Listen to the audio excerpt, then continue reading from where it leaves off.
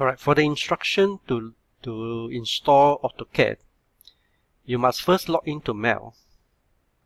And once you log into Mail, scroll down to the courses that you have been enrolled in, and look for Computer Aided Drawing 43 CAD, this module.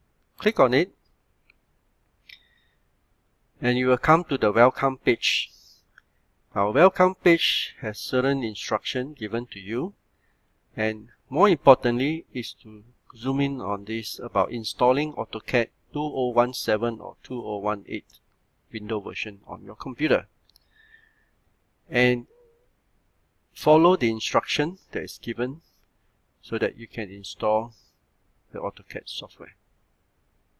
Right, now you can either go to the Computer Center, IT Help Desk at Block 27 for help to install this software, or you can click on the link here, AutoCAD.com, and go and follow the instruction on how to download and install an AutoCAD version at the Autodesk website. You may need to sign in, so you have to create an account, but take note that the account must be created using your NP email address account.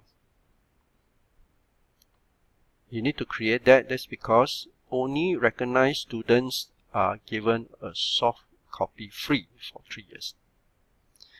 So do this installation, and then I will follow the next instruction.